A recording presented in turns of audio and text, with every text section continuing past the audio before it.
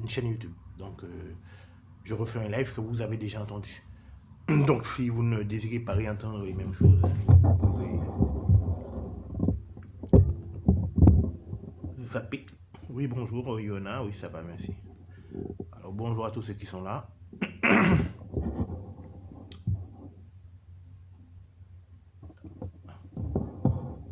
Alors, j'ai décidé de me passer de mes verres, de mes lunettes. Donc, le live risque de loucher, d'être un peu bigleux pendant le live. Faut pas que ça vous fasse peur. Voilà. Alors, comme je le disais, puisqu'on a atteint le chiffre autour duquel mes lives tournent, c'est un live que j'ai déjà fait, donc vous avez peut-être déjà entendu. Si vous l'avez entendu et que vous ne désirez pas rester, mais ma foi, je le fais pour pouvoir enregistrer et mettre ce live sur une plateforme YouTube. Alors, avant de commencer le live proprement dit sur la sexualité des chrétiens, je tiens à faire une annonce sur des événements qui vont probablement se produire dans cette année. Voilà, sur le site de l'OMS a été découvert des documents euh, expliquant ou dévoilant, je ne sais pas comment dire, leur programme pour cette année qui est le grand reset. Ils appellent ça le grand reset sanitaire. Voilà. L'ensemble de l'opération s'appelle Opération Aurora et ils ont l'intention de frapper un coup fort cette année. Et il y a deux dates qui ressortent. Il y avait une première date, c'était le mois de mars, mais bon, elle est déjà passée. Il ne s'est rien produit. Enfin, pas rien que nous ayons remarqué en tout cas. Et il y a deux autres dates prévues dans le programme, dans l'opération Aurora. C'est le mois de septembre de cette année et le mois de décembre. Alors, qu'est-ce qui va se passer? J'en sais rien. Est-ce que quelque chose va se passer vraiment? J'en sais rien. Mais en tout cas, sachez que ces manipulateurs, ces menteurs, ces satanistes qui nous dirigent prévoient quelque chose de lourd. Alors, est-ce que c'est de la propagande pour nous faire peur? Est-ce que c'est quelque chose qui va se passer vraiment quelque chose? J'en sais rien. À vous de décider ce que vous ferez de cette information. En tout cas, je la donne puisque je l'ai. Donc, pour parler de la sexualité des chrétiens, j'aimerais revenir sur les fondamentaux d'abord. C'est que les chrétiens, tout chrétien qui se respecte, hein, ne couche pas à droite à gauche. Voilà. Les chrétiens respectent les principes divins concernant la sexualité qui sont un homme pour une femme. Voilà. Le chrétien n'a pas de relation sexuelle en dehors du mariage. Les relations sexuelles sont réservées du point de vue de Dieu pour les personnes mariées. Et donc, il n'est pas étonnant que la méthode que je vais vous décrire fonctionne dans les meilleures conditions lorsqu'il s'agit de personnes mariées. Parce que c'est une méthode chrétienne, c'est une méthode qui est qu'on peut retrouver en filigrane dans la Bible et qui permet d'augmenter considérablement le plaisir de votre partenaire. Que vous soyez un homme ou une femme, vous pouvez augmenter vraiment beaucoup le plaisir que ressent votre partenaire et vice-versa. Inversement, votre partenaire peut vraiment augmenter le plaisir qu'il vous donne. C'est une méthode qui est très très simple à mettre en œuvre parce qu'elle fait partie des... comment dire, de la manière dont nous avons été créés pour fonctionner comme ça. Cependant, cette méthode a été oubliée et elle est un peu battue en brèche par des techniques que nous vend la propagande du diable. Mais ces techniques ne sont pas du tout aussi efficaces que celles dont je veux vous parler. Alors, la croyance populaire veut que plus l'organe génital de l'homme est important, gros, long, je sais pas quoi, et plus il dure longtemps, et plus mieux c'est pour la femme. Et certaines femmes vont apprendre de leur côté des techniques particulières pour faire plaisir à leur conjoint ou à leur partenaire. Mais ça aussi, ça n'est pas aussi efficace que la méthode que je vais vous expliquer. cela part d'un constat, cette méthode part d'un constat, et ce constat, c'est que euh, la chair ne ressent rien. Voilà. Quand vous croyez ressentir quelque chose au bout de vos doigts, en fait, non, c'est faux. La chair, c'est de la matière et elle n'a aucune sensibilité. Ce que vous ressentez, en fait, est perçu par le cerveau vers lequel remontent des informations qui sont collectées par les nerfs. Les nerfs qui sont une extension des synapses. Et donc, l'information collectée par les nerfs qui sont sur le bout de vos doigts va remonter jusqu'à votre cerveau, qui va analyser cette information et ensuite retransmettre l'analyse qu'il a faite au bout de vos doigts pour vous dire là, là tu es en contact avec quelque chose. Voilà. Et c'est comme ça que nous pouvons localiser l'endroit où nous avons un contact. Et c'est pareil pour toutes les sensations, pour la douleur, le vertige, quel que soit ce que vous ressentez. Ce ne sont que des informations qui sont traitées non pas par la chair, mais par le cerveau via les informations que lui remontent les nerfs. Alors partant de ce constat, on comprend que l'orgasme ressenti lors du rapport sexuel dépend uniquement, je dis bien uniquement, du cerveau et non pas de la taille du sexe du partenaire ou des techniques de Kama Sutra apprises par votre femme ou je sais pas quoi, non. Ça, ça fait partie de la propagande du diable, mais ça n'est pas du tout efficace d'un point de vue de l'orgasme. Si je vais vous décrire la méthode, vous n'aurez qu'à l'essayer et vous verrez que elle surpasse de loin n'importe quelle méthode. Même tous les jouets qu'on vend pour femmes ou pour hommes, maintenant j'ai vu qu'il y a des jouets pour hommes, ne vous donneront pas autant de plaisir que peut vous donner votre partenaire si elle suit cette méthode. Alors pourquoi est-ce que c'est possible? Mais parce que notre cerveau, notre corps spirituel, c'est lui qui est le centre qui analyse les informations qui sont envoyées par qui parviennent au cerveau. En fait, le cerveau, c'est juste une interface qui sert à créer une dimension dans laquelle réside notre corps spirituel. Oui? Donc, une fois qu'on a compris ça, on peut en conclure que la puissance de l'orgasme que nous recevons, que nous donnons, dépend non pas de la chair, mais de la puissance de notre corps spirituel. C'est notre force spirituelle qui va déterminer la puissance de l'orgasme que nous recevons, mais encore faut-il savoir comment mettre en œuvre cette force spirituelle. Bien, c'est très simple, c'est une méthode qui est extrêmement rapide, qui n'est pas compliquée à mettre en œuvre, et vous pourrez le faire et constater par vous-même que ce que je dis est vrai. Alors, avant de vous décrire la méthode, il faut que vous sachiez que tout ce qui implique votre corps spirituel est particulièrement sensible. Pourquoi? Parce que cette force qui est en vous, cette force spirituelle qui est en vous, que vous pouvez utiliser pour n'importe quoi, pas seulement pour les relations sexuelles, elle est convoitée par une horde de démons. Les démons, c'est de ça, c'est leur nourriture en quelque sorte, si vous voulez.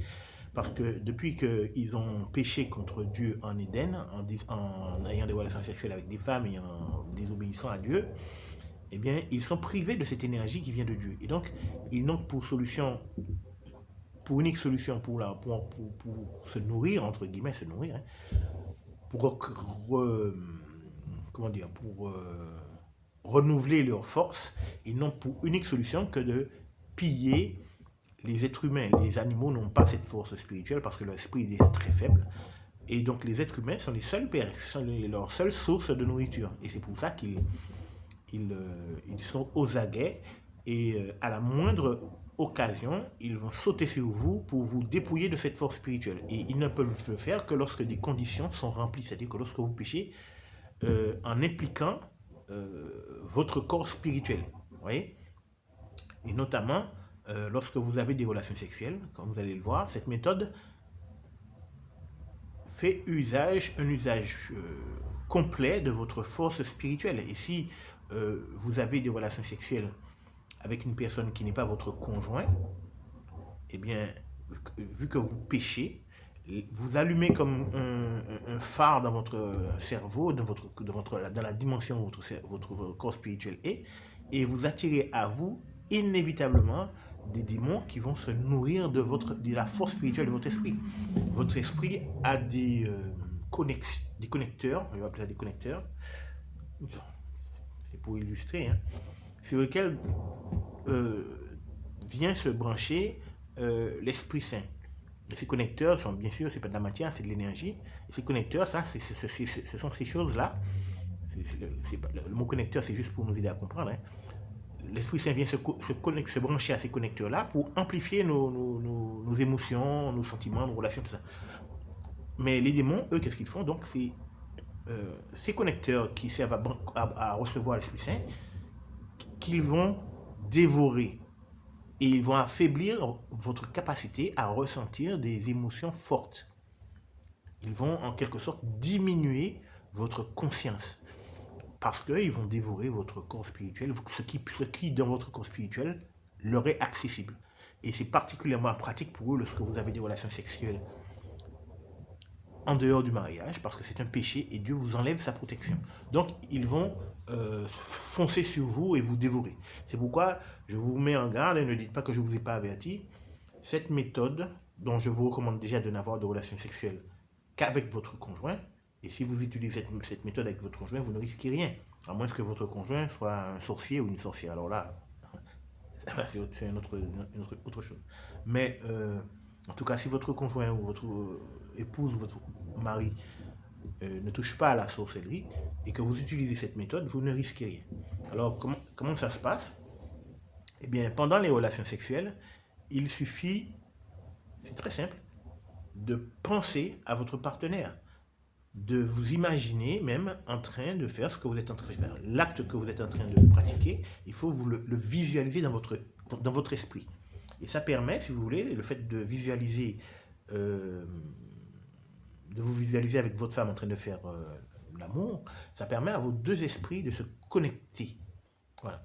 Alors, quand vous faites l'amour sans connecter vos deux esprits, je vais utiliser mes mains pour illustrer, vos deux esprits sont comme ça. C'est possible de connecter ces esprits, même sans faire l'amour d'ailleurs. Hein. Si vous êtes amis, vous avez deux personnes qui sont amies, leur esprit pourrait être très proche. Mais quand vous avez des relations sexuelles, ça passe à un autre degré de proximité. Ils sont carrément interconnectés. Si maintenant un des partenaires pense à l'autre pendant l'acte sexuel, il va se produire ceci. C'est-à-dire que vous allez avoir un des partenaires qui va, entre guillemets, prendre le contrôle du plaisir que ressent le conjoint, son partenaire, et qui va amplifier le plaisir de son partenaire. Mais lui ne ressentira pas plus de plaisir que ça, puisque l'autre ne pense pas à lui à ce moment-là. Voilà. Mais si les deux partenaires pensent l'un à l'autre pendant leur rapport sexuel, il va se produire à peu près ça. C'est-à-dire que la connexion est maximum et l'échange d'énergie est maximum. Ça va être un gagnant-gagnant pour les deux couples. Alors, et les deux couples, pour le couple. Et les deux partenaires vont pouvoir ressentir de cette façon du plaisir par un facteur de 10 000. C'est incomparable. Vous n'avez qu'à essayer et vous verrez que, en fait, cette méthode-là, qui est la méthode prévue par Dieu, fonctionne beaucoup mieux que tout ce qui peut exister. Tous les jouets sophistiqués qui existent pour femmes ou pour hommes ne vous donneront pas de plaisir autant que celui-là. Mais cette méthode a un petit défaut, comme je vous l'ai dit. Si vous l'utilisez avec quelqu'un qui n'est pas votre partenaire dans la vie, ou si votre partenaire dans la vie est un sorcier ou une sorcière, ça risque de vous poser de petits problèmes. Et c'est une force qui se renouvelle avec le temps. Hein? Il faut renouveler votre puissance spirituelle pour maintenir le plaisir que vous pouvez donner à votre conjoint au même niveau. C'est-à-dire que si vous utilisez cette méthode sans renouveler cette force spirituelle, eh bien, le plaisir que vous êtes capable de donner à votre conjoint va décroître au fur et à mesure. Alors, pour renouveler cette force spirituelle, il faut lire la Bible, voilà. La Bible est le moyen par lequel Dieu donne à ses serviteurs, renouvelle les forces de ses serviteurs. Voilà. Le livre des psaumes dit que, à propos du renouvellement de nos forces, il dit ta jeunesse se renouvelle comme celle de l'aigle. Pourquoi c'est possible? Bien parce qu'en lisant la Bible et en faisant la volonté de Dieu, nous avons la possibilité de voir nos forces renouvelées, car grâce à l'Esprit Saint que Dieu va connecter, va brancher au connecteur dont je vous ai parlé. Si maintenant vous n'êtes pas un serviteur de Dieu, vous aurez beaucoup de mal à renouveler vos forces spirituelles. Mais ce ne sera pas possible, hein, autrement que quand voilà. Donc c'est pour ça que cette méthode, elle est efficace, oui, mais elle va vous fatiguer, hein, si vos forces ne sont pas renouvelées par la lecture de la Bible. Alors, je vous encourage tous donc à utiliser cette méthode, mais à faire attention aussi à renouveler vos forces en lisant la Bible et en mettant en application ce que vous apprenez. Mais par contre, si vous n'êtes intéressé qu'à utiliser cette force sur le plan sexuel, Dieu ne renouvellera pas vos forces. Il ne permettra pas que vos forces soient renouvelées parce que la seule chose qui vous intéresse, c'est précisément les relations sexuelles. Alors que la Bible, le cas s'est produit, hein, par le passé, c'est pas d'aujourd'hui. Il y a eu un cas oui, la prière est une bonne connexion, mais encore faut-il servir Dieu. Dieu ne se permet pas à des gens qui sont souillés de se connecter à lui. Alors, et d'ailleurs, c'est une bonne chose que tu dises. La prière est un moyen pour Dieu de voir si vous vous souciez vraiment des autres. Quand vous priez, qu'est-ce que vous faites? Vous demandez des choses pour vous, ou vous vous inquiétez de la spiritualité de votre conjoint, ou de la spiritualité de vos enfants. Vous voyez? Ça permet, c'est une sorte, la prière est un baromètre pour savoir si vous êtes quelqu'un d'égoïste, ou si vous êtes quelqu'un qui manifeste l'amour chrétien. Voilà. Qu'est-ce que c'est que l'amour chrétien? L'amour chrétien, c'est considérer avec humilité d'esprit, nous dit l'apôtre Paul, que les autres sont supérieurs à nous. Voilà. Alors qu'est-ce que ça veut dire que les autres sont supérieurs à nous? Eh bien, ça veut dire que nous faisons passer leurs intérêts personnels avant nos intérêts égoïstes. Voilà. Nous allons nous soucier d'abord de la bonne santé des autres, de la spiritualité des autres, avant de nous soucier de nous. Voilà. Et si nous avons cette mentalité d'une personne manifestant d'abnégation, Dieu n'hésitera pas à nous donner son Esprit Saint. Donc c'est un bon baromètre, c'est bien que tu en aies parlé, j'y ai pas pensé. C'est un bon baromètre pour Dieu pour savoir s'il peut nous donner son Esprit Saint ou pas. Parce que ne croyez pas que simplement parce que vous êtes un serviteur de Dieu que vous recevrez l'Esprit Saint. Voilà, il faut remplir certaines conditions fixées par Dieu pour recevoir l'Esprit Saint. Comme je disais, ça s'est produit dans le passé. Certaines personnes dans l'église chrétienne du 1er siècle ne recevaient pas l'Esprit Saint. Et l'apôtre Paul a expliqué pourquoi.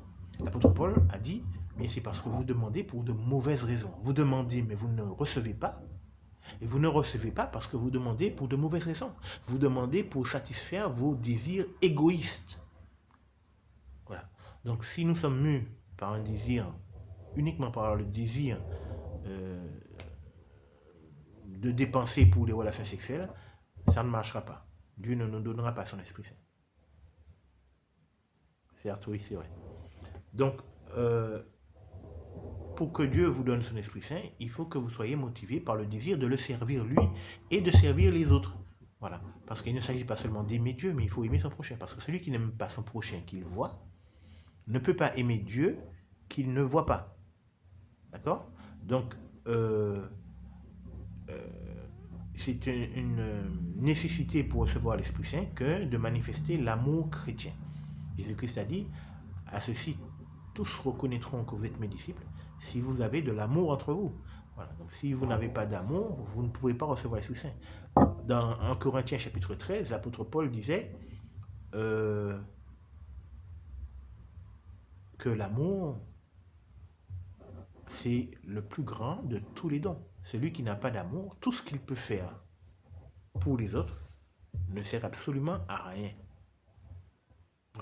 Vous pouvez vendre tous vos biens pour nourrir les pauvres. Si vous ne le faites pas par amour, ça ne sert à rien. Ouais. Donc, il est important, quand on est chrétien, d'apprendre à cultiver l'amour. Alors, dans le monde où nous vivons aujourd'hui, euh, beaucoup ne savent pas comment manifester l'amour, ne savent pas comment manifester à son prochain de l'amour, et particulièrement dans le couple. Particulièrement, euh, les couples aujourd'hui ne se manifestent plus d'amour, ils vivent comme des colocataires dans un immeuble, et l'homme et la femme euh, recherchent avant tout leur propre plaisir dans les relations sexuelles. Et or, ça ne marche pas comme ça. La force spirituelle dont je vous ai parlé ne peut pas être mise en œuvre pour se satisfaire. Voilà. Elle ne peut être mise en œuvre que lorsqu'on essaie de satisfaire son prochain ou son conjoint. Voilà. C'est une force c'est comme ça que ça marche dans le domaine spirituel.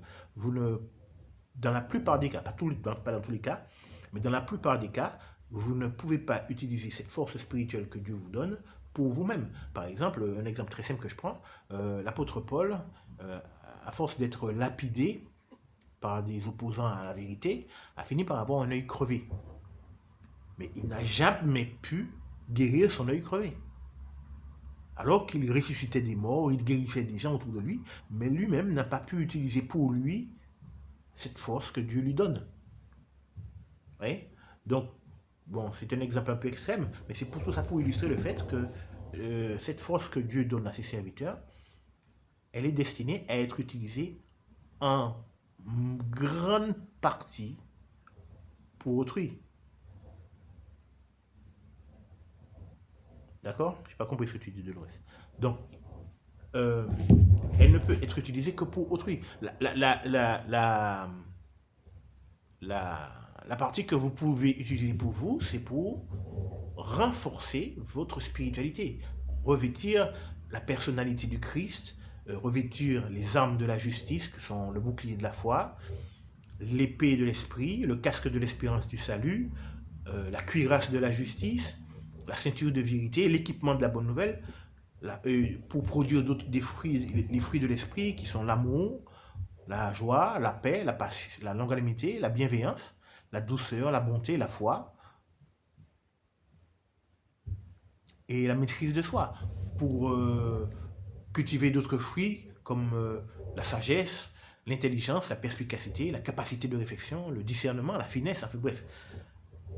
La partie que vous pouvez utiliser pour vous, c'est pour renforcer votre corps spirituel. Voilà. Mais sinon, s'il s'agit pour vous si vous croyez que vous pouvez utiliser cette force-là pour vous, uniquement pour votre bénéfice, ça ne marchera pas. Dieu est peu enclin à écouter les prières de personnes égoïstes. Donc, c'est un travail à faire sur vous afin de pouvoir euh, vous défaire de tout trait de caractère qui serait empreint d'égoïsme. Et je vous l'ai dit, hein, le meilleur baromètre pour Dieu, l'un des meilleurs baromètres pour Dieu, merci Choco, le meilleur baromètre pour Dieu, l'un des meilleurs baromètres pour Dieu pour vérifier si vous êtes égoïste, c'est d'écouter vos prières. Il sait comment vous avez, il sait ce dont vous avez besoin avant même que vous le demandiez déjà, c'est vrai, comme a fait remarquer quelqu'un il n'y a pas longtemps. Mais nous-mêmes, nous ne savons pas ce dont nous avons besoin. Et très souvent, nous nous soucions plus de ce dont nous avons envie plutôt que de ce dont nous avons besoin. Alors, qu'est-ce qui va marquer nos prières? Nos envies ou nos besoins? Et même nos besoins, est-ce que nous les faisons passer avant les besoins des autres, des membres de notre famille? Voilà. Est-ce qu'on demande à Dieu de nous donner de l'argent, par exemple? Ou d'autres choses qui relèvent d'un trait de caractère un peu égoïste. Alors, Dieu n'est pas enclin à écouter de telles prières. Donc, il faut faire un travail sur soi pour que Dieu se rende compte que nous avons changé et que nous nous sommes améliorés de ce point de vue-là. Et particulièrement, Dieu observe aussi, parce que j'ai dit que les prières c'était un des baromètres, mais le deuxième baromètre, c'est la manière dont nous traitons notre conjoint. Dieu est très attentif à ce genre de choses-là. Et Dieu regarde si nous traitons notre conjoint avec amour et respect. Alors, la communication dans le mariage est très importante parce que les besoins de l'homme et de la femme sont différents. Quand l'apôtre Paul conseille les hommes et les femmes, il dit à propos de l'homme que que l'homme doit avoir un profond amour pour sa femme. Mais quand il conseille la femme, il dit que la femme, de ce côté, doit avoir un profond respect pour son mari. Donc ce n'est pas les besoins de l'homme et de la femme sont différents. Et vous voyez que les conseils de l'apôtre Paul pour chacun des membres du couple, ce n'est pas pour eux-mêmes. L'apôtre Paul conseille chacun sur la conduite qu'il doit adopter envers son conjoint. Il ne dit pas à l'homme, fais attention à ton foie ou à je ne sais pas quoi. Non, il dit, aime ta femme comme toi-même, parce que personne n'a jamais haï sa propre chair. Et à la femme, il ne dit pas, fais attention à sa fille, à ta démarche, à comment tu t'as... Non, il dit, respecte ton mari. Donc les conseils de l'apôtre Paul encouragent le chrétien ou la chrétienne à se tourner vers les besoins de son conjoint. Donnez-vous, posez-vous la question, est-ce que je donne à mon conjoint ce dont il a besoin pour s'épanouir, déjà affectivement? Suis-je capable, avant même d'envisager de se marier, suis-je capable de donner à un homme, si vous êtes une femme, ou à une femme, si vous êtes un homme, ce dont il ou elle a besoin? Vous voyez, et est-ce que je sais déjà ce dont a besoin la personne quand j'envisage? Parce qu'il y a les besoins généraux des êtres humains, les besoins particuliers de la femme, mais il y a les besoins spécifiques de la personne avec laquelle vous comptez vous marier. Est-ce que vous les connaissez? Ou est-ce que vous mariez une inconnue? Il y a des gens, ils se mettent en couple après s'être rencontrés, 15 jours après, ils sont déjà en couple. Je ne parle même pas de ceux qui couchent pour le plaisir. Mais les gens, au bout de 15 jours, ils sont déjà en couple. Mais ce n'est pas étonnant que des mariages comme ça ne durent pas.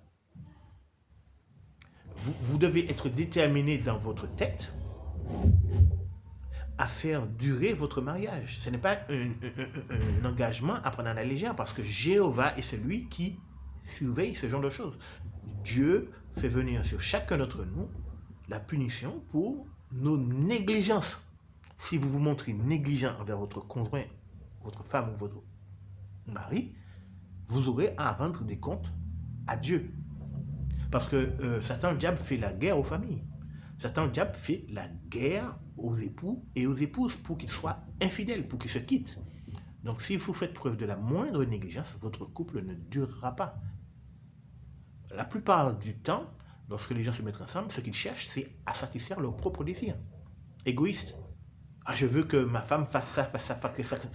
Ou alors, je veux que mon mari me fasse ça, il fasse ça. Non. Non. Tout comme l'apôtre Paul a conseillé à chacun de se tourner d'abord vers la satisfaction des besoins de son conjoint, si vous envisagez le mariage, commencez par réfléchir à la manière dont vous allez pouvoir satisfaire les besoins de la personne que vous envisagez. Si vous ne les connaissez pas, vous ne pouvez pas les satisfaire. Parce que c'est vrai qu'il y a des besoins généraux qui sont propres à l'humanité entière. Il y a des besoins particuliers qui sont propres à la gente féminine ou à la gente masculine. Mais il y a des besoins spécifiques à votre conjoint qui sont très souvent liés à la famille et à la culture de laquelle elle vient. Et c'est quelque chose qu'il faut prendre en compte. Et ce n'est pas quelque chose qu'on découvre. Même au bout d'une vie, on apprend encore à connaître les gens. Vous vous mariez, au bout de 50 ans, vous vous découvrez encore. Mais donc, ce n'est pas, faut pas croire qu'au bout même si vous vous fréquentez pendant 6 mois ou 1 an, comme je le prescris, hein, avant de vous marier, vous ne connaîtrez pas votre conjoint. C'est pas ça qui va vous aider à la connaître ou à le connaître. Mais il faut que vous soyez dans la bonne disposition d'esprit. C'est-à-dire qu'il faut que vous cherchiez à connaître votre conjoint. Il ne faut pas qu'il soit juste un meuble dans la maison. Voilà. Il faut que vous soyez déterminé à vous rapprocher de plus en plus de votre conjoint. D'apprendre à la connaître, c'est un processus qui prend une vie entière. On n'apprend jamais à connaître parfaitement quelqu'un parce que, premièrement, les gens changent. Et si vous ne notez pas, si vous ne remarquez pas les changements dans la personnalité de votre conjoint, vous risquez d'aller à l'échec. Ce qui faisait rire votre conjoint quand elle avait 20 ans, si vous l'avez rencontré quand elle avait 20 ans, ce qui l'intéressait, Ce n'est pas ce qui l'intéressera à 30 ans. Et ce n'est pas ce qui l'intéressera à 40. Ce n'est pas ce qui l'intéressera à 50. Donc, vous devez être suffisamment attentif pour noter, pour remarquer les changements profonds qui se déroulent avec l'âge chez votre conjoint. Les femmes ont des changements hormonaux beaucoup plus variables que ceux des hommes, puisqu'elles ont ce qu'elles ont chaque mois. Et un mari doit être à même de discerner quand sa femme a besoin de lui à ces moments-là, de ce dont elle a besoin à ces moments-là. Ça doit être un challenge. Votre défi, mari, c'est d'être capable de supporter votre femme dans ces changements hormonaux. Si vous n'avez pas conscience qu'une femme passe par certains troubles hormonaux tous les mois, ben vous n'êtes pas mariable. Tout simplement. Si vous exigez de votre femme qu'elle soit opérationnelle de la même manière tous les jours du mois, vous n'êtes pas quelqu'un de mariable. Voilà. Si vous n'êtes pas capable de faire la vaisselle pour elle à ce moment-là, de l'aider, je parle d'une femme qui est au foyer, hein, parce que si votre femme travaille, il n'y a aucune raison qu'elle soit la seule à être engagée dans les activités du foyer. Ouais.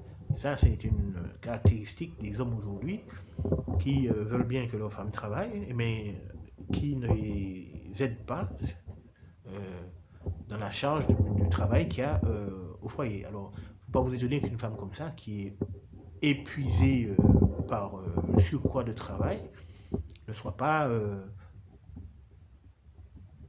comment dire, disposée à avoir des relations sexuelles tous les jours ou bien quand vous voulez. Elle est un peu fatiguée et puis ça l'énerve de voir qu'elle prend soin de vous comme un enfant et que... Enfin, bref. Donc il faut être un homme. Être un homme, c'est pas avoir de gros muscles ou un gros zizi ou bien faire le macho. Il faut être quelqu'un à l'image du Christ, c'est-à-dire être capable de vous mettre à la place des autres. Ça s'appelle la compassion. Être capable de compatir aux difficultés par lesquelles les autres passent. Il ne faut pas être un psychopathe qui ne se soucie pas des sentiments et des difficultés par lesquelles passe votre conjoint. Alors j'en parle parce que c'est une étape très difficile de la maturation des hommes. Hein. Certains hommes, même arrivés à 50 ans, ils ne sont pas mûrs. Donc, mesdames, quand vous choisissez un homme, faites attention parce que ce sont des difficultés que vous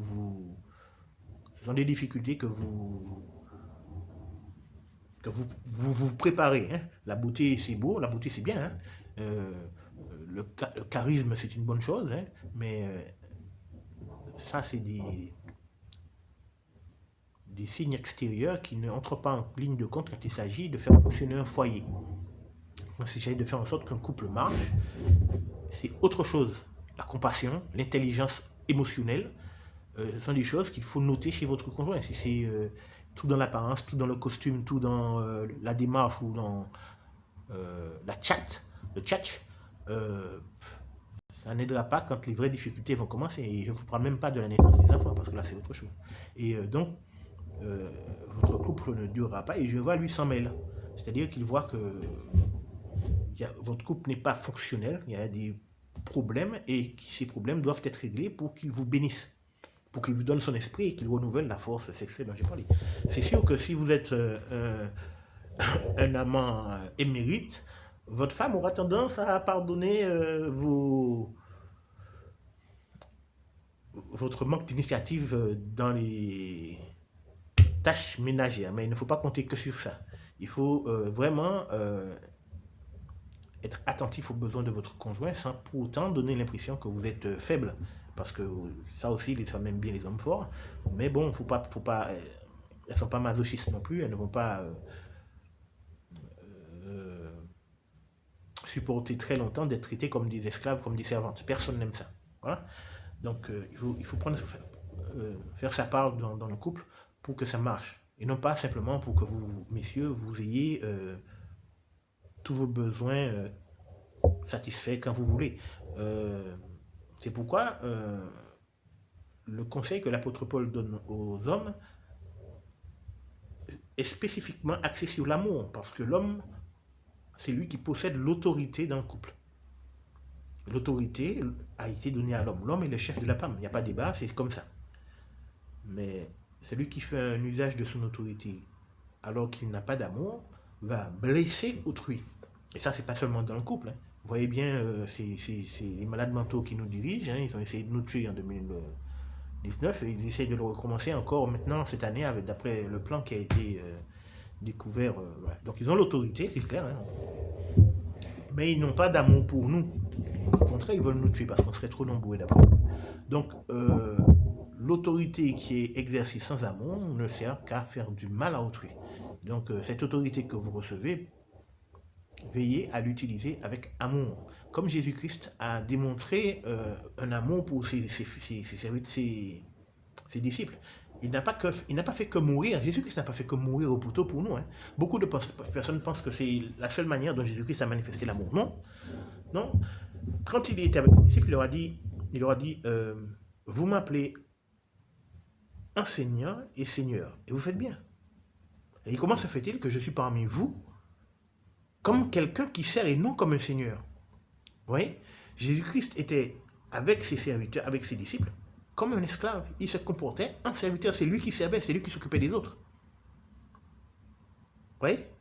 Donc,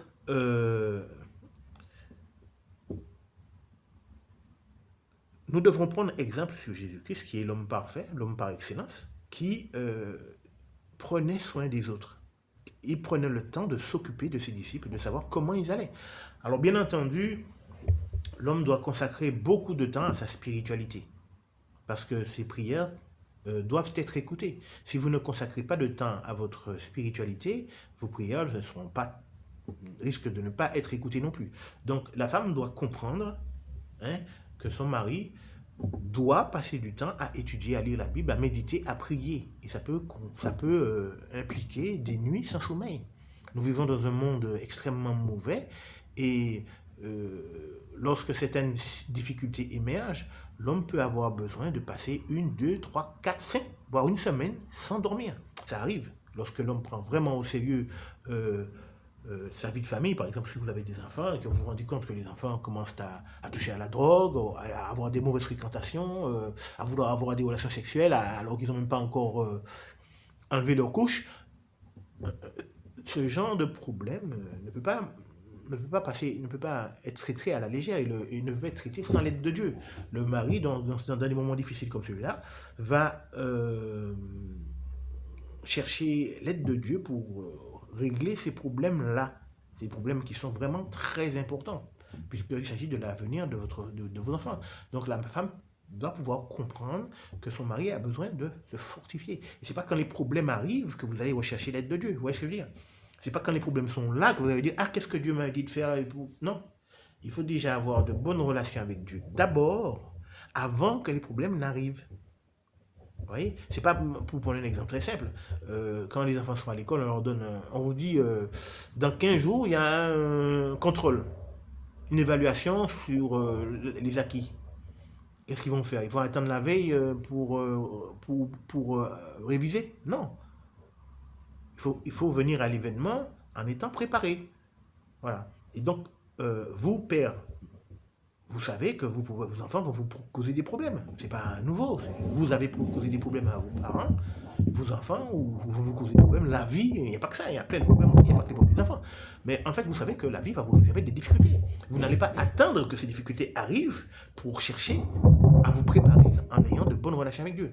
Donc, le mari doit constamment veiller à sa spiritualité et faire en sorte qu'elle ne sa propre spiritualité ne s'affaisse pas, ne s'effondre pas, de manière à ce qu'il soit capable de prêter attention le moment venu aux problèmes, aux difficultés qui se présentent et pour aussi enseigner sa famille. Parce qu'il faut enseigner sa famille tous les jours aussi. C'est pas lorsque les problèmes arrivent qu'on va se mettre à discuter avec les enfants, voilà, la cigarette c'est pas bien, tu dois arrêter. Non, s'il a déjà pris la... ouais, ce que je veux dire, si les enfants vont à l'école, ils vont se retrouver face à des gens qui leur proposent de faire de la sorcellerie, de lire dans les lignes des mains, qui vont leur proposer la cigarette, qui vont proposer des relations sexuelles, qui leur proposer je sais pas quoi. Les enfants doivent arriver face à ces problèmes-là en étant armés. Sans compter que Il y a des adultes, des prédateurs qui sont à l'école. L'enfant doit savoir comment réagir face à un prédateur. Il y a plein de choses que vous devez, qui posent question et qui posent problème et qui doivent faire partie de votre préparation, monsieur les maris, puisque c'est votre rôle de protéger votre famille. Si les problèmes arrivent et que vos enfants ne sont pas préparés, ils vont tomber dans le piège du diable, tête baissée. Voilà.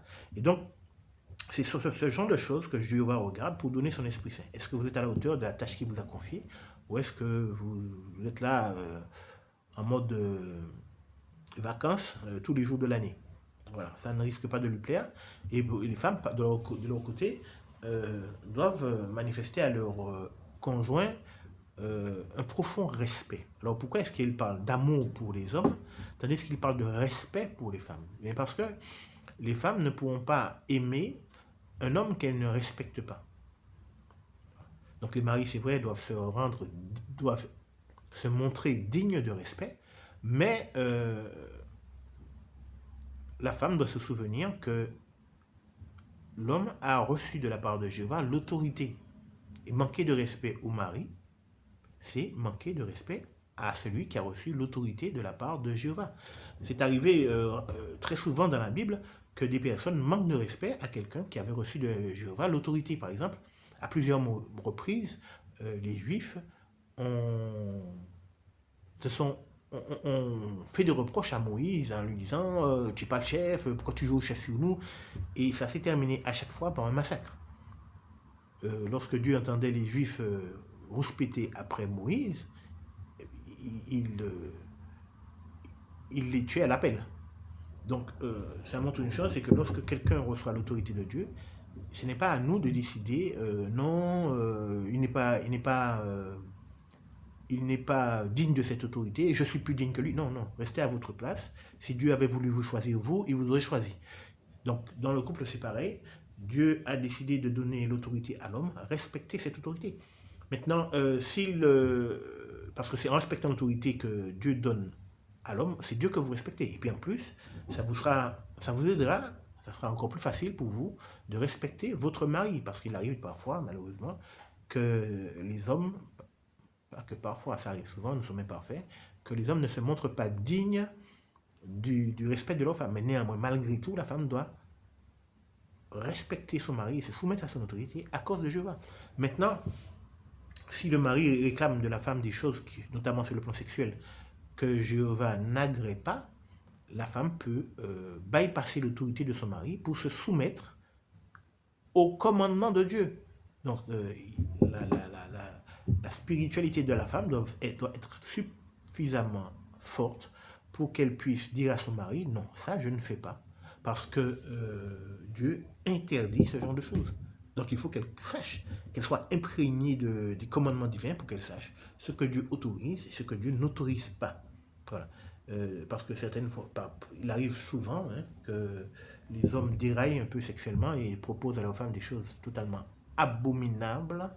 Et la femme doit être en mesure de dire non, parce que souvent, ce sont les hommes, souvent, je n'ai pas fait de statistiques, mais j'ai connu des cas, ce sont les hommes qui transforment leur propre femme en sorcière.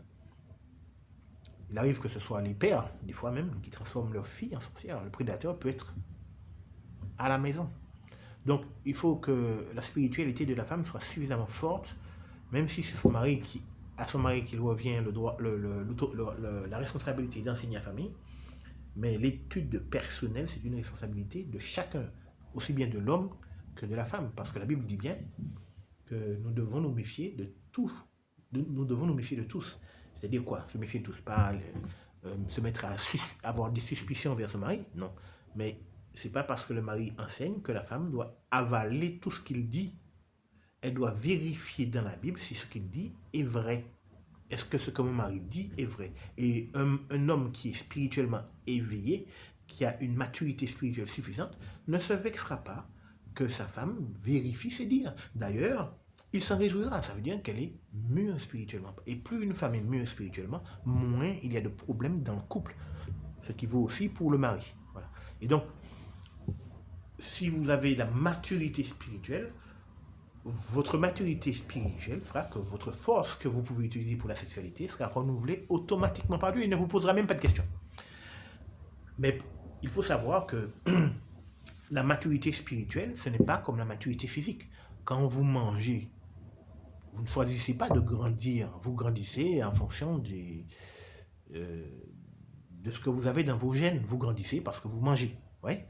À cause de ce que vous mangez, si vous ne mangez pas, vous restez petit. Si vous mangez, vous grandissez. Vous êtes programmé, votre corps est programmé pour grandir. Mais il n'en va pas de même de la maturité spirituelle. Si vous ne choisissez pas de grandir, vous ne grandissez pas. Vous pouvez rester un petit spirituellement toute votre vie. Voilà. Vous pouvez rester un adolescent ou un nourrisson spirituel toute votre vie. L'apôtre Paul fait ce reproche d'ailleurs à une congrégation. Il dit alors que vous devriez être déjà depuis lors des enseignants de la parole de Dieu, voici que vous êtes comme des nourrissons qui ont besoin d'être nourris au biberon. Enfin, il dit ça en gros. Il dit on a besoin encore de vous donner du lait et non de la nourriture solide. Pourquoi? Parce que ces gens-là n'avaient pas négligé leur spiritualité et n'avaient pas grandi spirituellement. Pourquoi ils n'avaient pas grandi? Parce qu'ils n'avaient pas choisi de grandir spirituellement. La maturité spirituelle, c'est un choix. Je répète, la maturité spirituelle, c'est un choix. On choisit de devenir un adulte spirituel et de mettre certaines choses en premier dans notre vie plutôt que d'autres. Par exemple, on choisit de reléguer au second plan les divertissements pour consacrer plus de temps à l'étude et à l'amélioration de nos relations avec Dieu. Cette manière de faire va nous aider à grandir spirituellement.